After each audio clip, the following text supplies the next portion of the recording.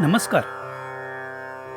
आमच्या समर्पण मराठी चॅनलवर तुमचे स्वागत आहे. अशीच ईश्वराची स्तुतीस्तोत्र व नवनवीन कथा ऐकण्यासाठी ह्या समर्पण मराठी चॅनलला सबस्क्राईब करा.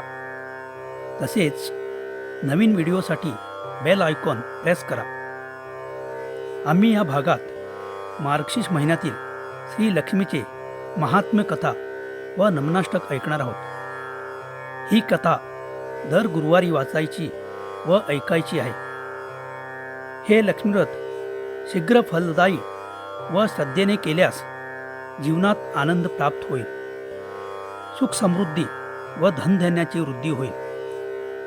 प्रत्यक्ष लक्ष्मीने स्वतः पद्मपुराणात सविस्तर सांगितले की जे माझे व्रत श्रद्धेने करतील त्यांना धन, धान्य, सौख्य, आरोग्य तसेच त्यांच्या सर्व इच्छा मी पूर्ण करेन. हे लक्ष्मीव्रत करतील त्यांना देवी वैभवात ठेवणार आहे. हे लक्ष्मीव्रत करणाऱ्यांनी श्री लक्ष्मीपूजन केल्यावर हे महात्म्य वाचावे किंवा श्रवण करावे म्हणजे फळ लाभते. हे लक्ष्मीव्रत केल्यावर पुढे प्रत्येक गुरुवारी दिवसातून एकदा तरी हे महात्म्य अवश्य वाचावे किंवा ऐकावे. महालक्ष्मी प्रसन्न होईल, विपुल धनधान्य देईल, ऐश्वर, भूमी, ग्रह, वाहन लक्ष्मी कृपेने प्राप्त होईल. तर चला आपण आता श्री लक्ष्मी देवीचे महात्म्य व लक्ष्मी नमनाष्टक ऐकणार आहोत. ओम श्री लक्ष्मी महात्म्य. नमस्तेस्तु महामाये श्रीपीठे शूरपूजिते शंखचक्रगदास्ते महालक्ष्मी नमोस्तुते. ओम श्री लक्ष्मी देव्यो नमः. ओम श्री गणेशाय नमः. ओम नमो श्री गजवंदना गणराय गौरीनंदना विघ्नेशा वैभरणा नमन माझे साष्टांगी. नंतर नमिली श्री सरस्वती जगन्माता भगवती ब्रह्मकुमारी वीणावती विद्यादात्री विश्वाची. नमन तैसे गुरुवर्या सुखनिदान सद्गुरुराया.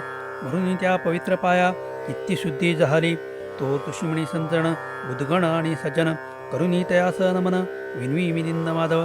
ऐका ऐका भक्तजन लक्ष्मी व्रत करतो कथन ते आंचिता होईल प्रसन्न. लक्ष्मी माता तुम्हावरी युगात द्वापार श्रेष्ठ देश पवित्र सौराष्ट्र तेथे घडलीची गोष्ट सीताता ऐकावी.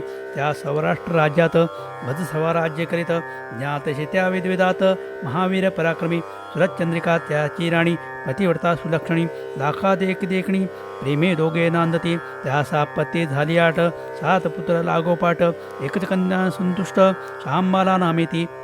नगराबाहेर उद्यानात कन्या होती खेळत त्यावेळी राजवडात चमत्कार घडला ऐसा की देवी लक्ष्मी म्हणाली मनात मी राहिले राजगृहात तर राज असते जनतेत सुख समृद्धी नांदेल. आपण गेले गरीबा घरी तर तोच खाईल संपत्ती सारी. इतर प्रजा बिचारी दरिद्रीचे राहिलं ऐसा विचार करूनी वृद्ध स्त्रीचे रूप घेऊनी काठी टेकी ते एके देनी राजद्वारी पातळी. तेव्हा तेथील एक दासी आली धावत द्वारापाशी म्हणे कोण हवे गे तुझी सांग आधी मजलागी. आहेस तर तू कोण काय तुझे ठाव ठिकाण येथे येण्याचे कारण सर्व सांग नावही. तेव्हा वृद्धारूपधारी लक्ष्मी म्हणे भुवनेश्वरामणे माझे स्वामी द्वारकापुरी राहतो आम्ही. कमला माझे नाव असे पूर्वजन्मी तुमची राणी होती एका वैश्याची पत्नी. त्या दोघांचे निशिदिनी भांडण मोठे होत असे. वैश्य होता महादरिद्री रोज रोज तो पत्नी सुमारी नाना प्रकारे छळ करी अन्न पाणीही देईना म्हणून ती अति वैतागरी. रागाने घराबाहेर पडली राणी वनी भटकू लागली. द्याली मला तिची मग तिच्यापाशी जाऊन विचारले दुःखाचे कारण करावया तिचे समाधान. उपदेश तिला केला मी जे व्रत देते धनसंपत्ती त्या लक्ष्मीव्रताची माहिती सांगितली मी तिच्या प्रती. पूजा विधी सर्वही मी सांगितल्याप्रमाणे श्रद्धेने आणि भक्तीने लक्ष्मीव्रत करता तिने लक्ष्मी प्रसन्न झाली. दारिद्र्य त्यांचे संपले घरटंटे नाही उरले संतती संपत्तीने घर भरले आनंदी आनंद झाला. पुढे मग यथाकाळी ती दोघे निवर्तली व्रतपुण्या मार्गी गेली लक्ष्मी लोकी सुखाने. जितके वर्षे केली लक्ष्मण तितके हजार वर्षे वैभवात राहून आता राजकुळात जन्म त्यांना लाभला. नाना भोग नाना विलास शोधोदित मिळती राणीस म्हणून त्या ऐश्वर्यास विसर पडला व्रताचा. लक्ष्मीव्रताची आठवण करून द्यावी म्हणून येथे केले आगमन. सांग तुझ्या राणीला ऐकून तिच्या भाषणाला कौतुक वाटलेले अशिला आणि विचारविद्येला लक्ष्मीव्रताची माहिती. जोडून या दोन्ही हस्त दासी विनवी हृदयप्रत मला सांगावे लक्ष्मीव्रत केव्हा कैसे करावे. लक्ष्मी ती वृद्धारूपधारी प्रसन्न झाली दासीवरी. व्रताची माहिती सारी कथन केली संक्षेप. पवित्र महिना मार्गशीर्ष त्यात वसे ईश्वरी अंश तोच योग्य लक्ष्मीव्रतास प्रत्येक वर्षी सर्वदा. दर गुरुवारी त्या महिन्यात आपण राहावे व्रतष्ट म्हणून ठेवावे शांत. स्वस्थ सुद्धा चरणी असावे. भरला कलश किंवा कळशी घ्यावी.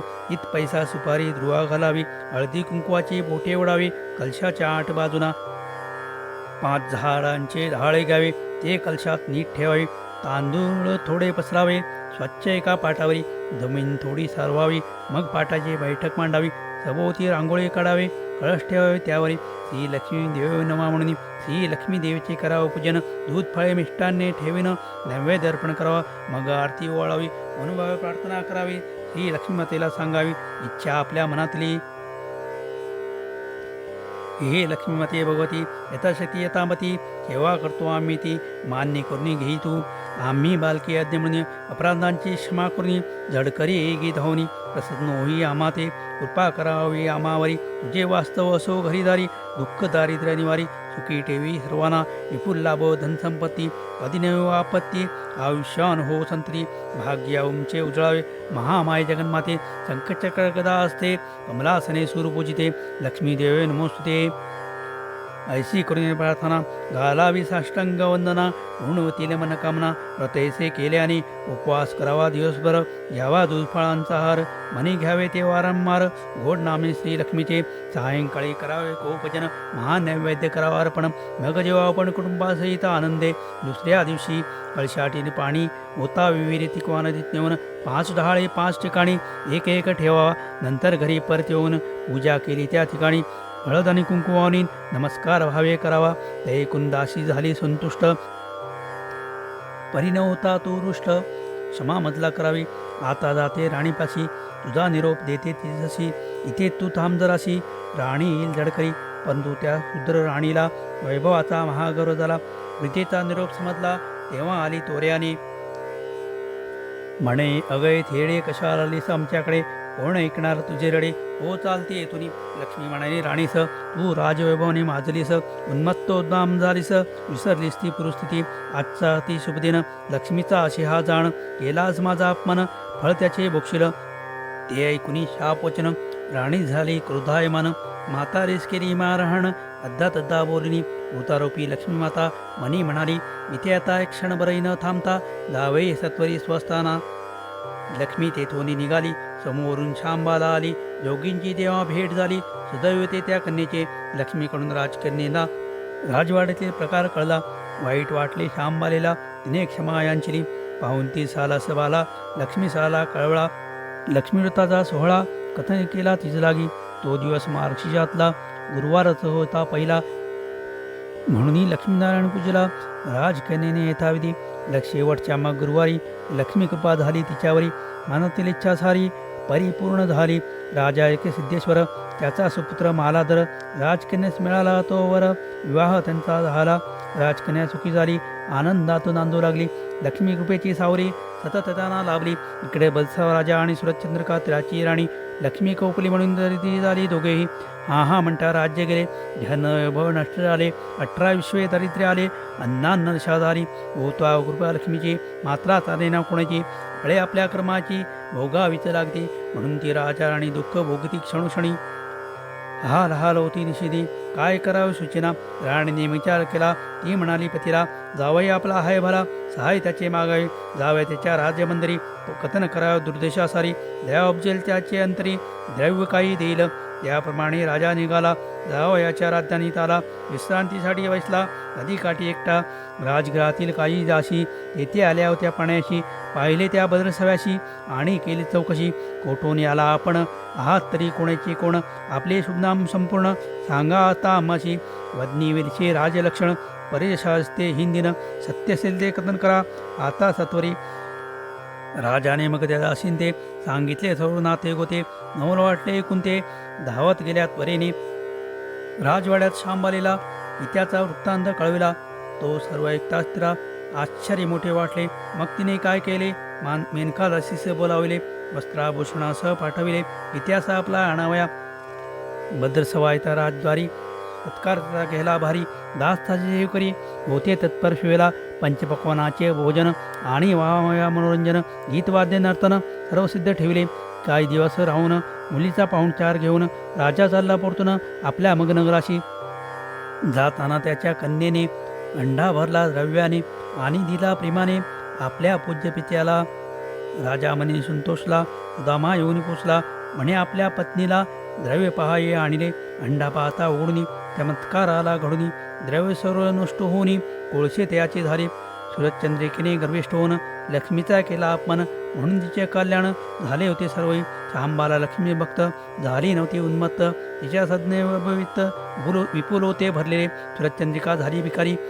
गेली एकदा मुलीच्या घरी. तेव्हा कुशलचारी कन्या आपल्या मातेला माथेस करी नमस्कार केला. तिचा राधा सत्कार. तो दिन होता गुरुवार, मार्गशीर्षातला शेवटचा.